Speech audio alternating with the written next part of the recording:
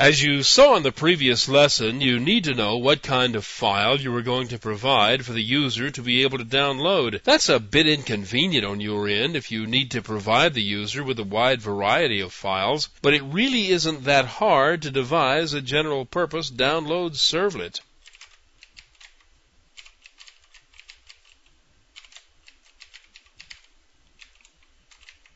Here's a servlet that's fairly flexible in what it allows to be downloaded. It uses the suffix on the end of the file name to determine what kind of file it is. If that's not convenient on your system, you might want to consider passing the MIME type as a third parameter. Anyway, here's how this one works.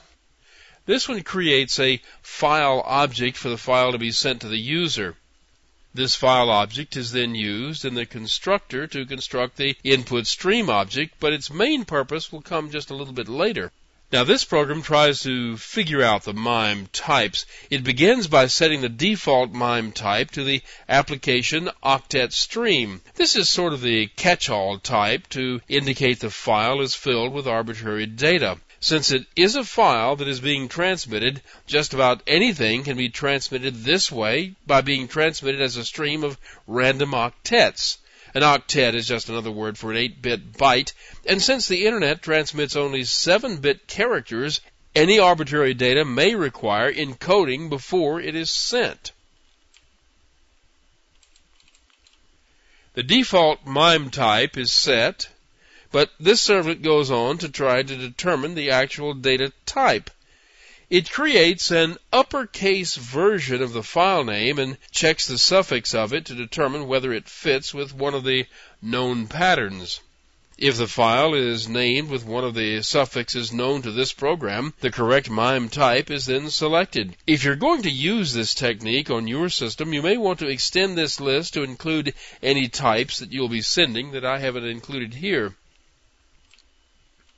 Now, these method calls set up the headers. The first one sets the content header to the selected MIME type. The second one adds the header information that causes the browser's download window to appear. The third one, the call to set content length, is the one that was added for this servlet. It uses the file object created earlier to specify the file length.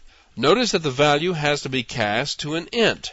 That's because the value returned from the file length method is a long, and it has to be narrowed to fit the int required in the method call. As you know, in Java, whenever you narrow a value this way, you have to cast it. Anyway, passing this size information to the browser makes it possible for the browser to display a progress bar as it downloads.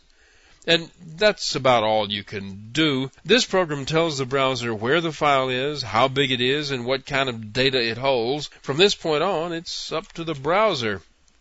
Here's the page that brings up this servlet.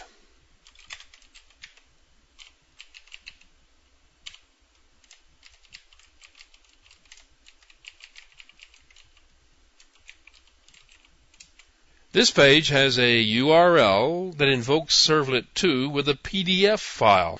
The servlet should figure out just what kind of file it is and transmit the information to the browser.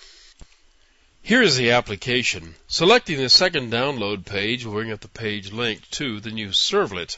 And selecting download will bring up the information produced by the new servlet. This is the download window. You can see where the file name is listed on the title bar and at the top of the window. Here is a translation of the description supplied as the MIME type. And I take the default location and file name. And the file starts to download. I selected a large PDF file so it would be slow enough that you could see the progress bar. Remember, it could only show this progress bar because the size of the file was provided as part of the header information. The actual appearance of the progress bar will vary from one browser to another. Most of the modern browsers have a window like this that they call the Download Manager, and it contains a list of everything that has been downloaded. You can cancel the download in progress. You can even delete members from this list, but that doesn't delete the files if they've already been downloaded. If you are going to be doing a lot of downloading, I suggest that you experiment with some different browsers and see what sort of things you get.